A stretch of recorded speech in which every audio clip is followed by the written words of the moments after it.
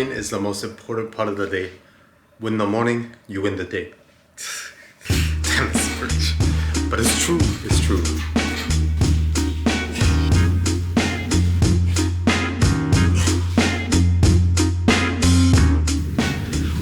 We're making an app to help you stop impulse spending and overspending on things that you don't actually need. So for example, I've been spending a lot on Uber Eats. Locked it here and it comes up with a shield. It says like how much you've spent on Uber Eats in the past 30 days. Also how much you would save if you were to open it right now. And so yeah, each time this shield comes up, kind of creates an event inside of the app, early UI, so don't worry about this. And then you can kind of track how much you spend on it. So did you end up spending money on Uber Eats like when you opened it? And then you can kind of track it here and say, oh yeah, I ended up spending like $29 on it. So yeah, that's the idea, to allow you to stop spending as much and just keep your awareness about how much you're spending on these apps and different impulses. And so the task for today, working on the home screen UI to make it actually look good. My boy over here has been working hard on the UI. Yeah, show them the screens. Look at it, you got the inside screen, you got the spending screen. And insights, you can kind of see the whole graphs and everything overview. Some good intel. I'm gonna be trying to code that shit up. So I think first task is to fix the tap bar at the bottom. So I'm gonna try and make the swiping feature actually feel good to do. I've been getting this stupid drop-down menu to work for the last like 10 minutes, bro. It just looks like ass. So I've tried everything. I've tried it in the top right corner. I've tried it centered. I've tried everything, man. I just did the swiping navbar feature. I was trying to get AI to do a custom animation with it because I don't actually know how to do animations in SwiftUI. It was just not working, bro. So I ended up just using the native iOS thing. With something like this, it's like, why reinvent the wheel, you know what I mean? Just use what's already there. Because I just wasted like 30 minutes trying to fix that. Alright, not gonna lie, that was a super massive time jump. It's almost 8 o'clock now. I kind of just stopped recording like in the middle of the day because to be honest, I just felt a bit lost in the recording. Like I can't see the vision of my videos anymore. And so I kind of just lost motivation and stopped recording. Anyway, I thought now I should like do an update on how I went. Trying to get this UI done here. Pretty much I was just working on this screen. Also like just fixing up some bugs and shit. This is where we're at right now. This is not like the final design. Yeah, so I just got like a placeholder image here obviously. But yeah, so here you'll be able to see how much you've saved overall and how much you've spent on these different like apps you want to kind of limit your spending on. Yeah, what we're trying to do with this app is just kind of create a bit more friction to when you are just unconsciously going to buy something. So I thought I'll talk a bit about my AI workflow and also my thoughts on AI because they have evolved. I actually made a video saying why you shouldn't use AI if you're just learning, if you're a junior developer. And I still do agree with that 100%. Until you have like a solid foundation of programming, I really don't think you should be using AI still. You should just like grind it out for a little bit because otherwise it just turns into like blind leading the blind and then you'll end up with a code base that is spaghetti. And if it gets bigger, more complex, then you're not going to be able to maintain it. The AI won't know how to maintain it and you'll have big problems. So I think right now it's all about using AI responsibly. You've got to have the knowledge base where you can just guide it in a architecturally good direction and fix those mistakes it makes. And if you don't have those foundations, then you won't be able to do that. I've already like kind of implemented the main feature, which was this whole app blocking feature, working with the screen time API. I implemented this in pretty much like 2 days, probably 100 times faster than I would have been able to without AI. And it's pretty crazy because this API is like notoriously known for being very hard to work with. So I'll go through my flow. The first tip is that 100% use Claude Code. What I got going on here, 2 monitors set up. This monitor, I got my Figma or whatever, Stack Overflow if I still need it, you know what I mean?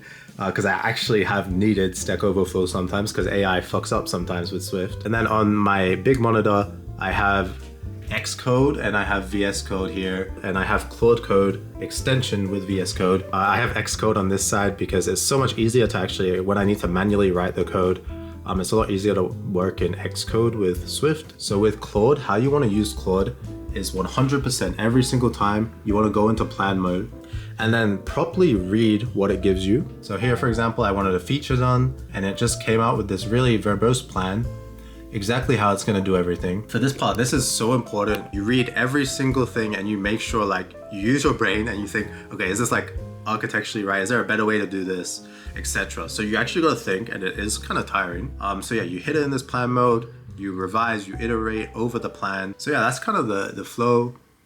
And then sometimes I'll have multiple agents working on 2 different features. So after Claude whips out its code, then it's really, really important to go through every single file. So how I do that, because Claude Code doesn't have like the interface like Copilot, go to like your GitHub kind of section in VS Code, and then you can just go over all the changes that has happened and yeah, kind of see the differences that way. So that's the thing, like I'm still keeping a mental model of the code base in my head. It's all about using AI responsibly. So when I need to go in there and make changes, I actually can.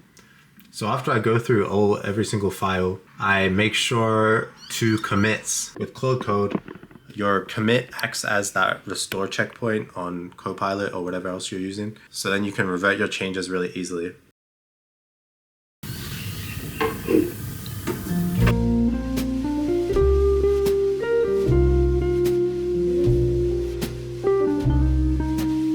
Alright, bro.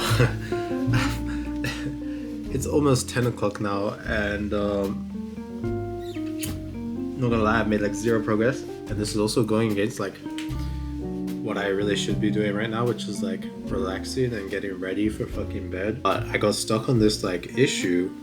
So if you see when I'm like scrolling around the different tabs, when I load the list, it actually gets a bit laggy. I don't know if you can see that. Like it's fine when I'm going between these two because it's caged, but when I go further, now it gets laggy from there to there, and then also here to here. There's a bit of lag. I don't know if that's because like I'm in development mode right now and it's not fully built or why, but I was literally trying to fix that for so long. I refactored the whole list component and I'm like, what's even making it lag? I literally have no clue. So yeah, I was kind of trying to fix that, but anyway, now I got some nicer components, I suppose. But I don't really understand what the fucking issue is here, to be honest. Nothing ever good comes out of this last hour of the day. I should normally I have a bedtime routine that I should be sticking to. I literally made like no progress. I was trying to fix this thing and I didn't get anywhere. And I don't really know what the problem is, to be honest. Like it does not make sense. Why is it laggy? Yeah, because it's just a lazy list of like these events, right? So I don't know what's being so laggy, because all I'm doing is I'm fetching the events from core data and then displaying them in this list. I don't know, if anyone's got any ideas, please let me know. I have no fucking clue. Anyway, I think I'm gonna do like one more prompt. There's one more thing I want to get done. This is really not a good idea. I'm just gonna like quickly prompt it. It should be able to do it in one go. I find it so hard to stop coding when something isn't complete, you know? I just want to complete it before I wrap up for the day. Oh, so coding at night for me is so dangerous because I get into this vibe and then it's like, it's 10 o'clock now. I like to go to sleep at 10:30ish and wake up 6. So yeah, it's kind of fucked. Oh my god, what am I doing, bro? What am I doing, bro?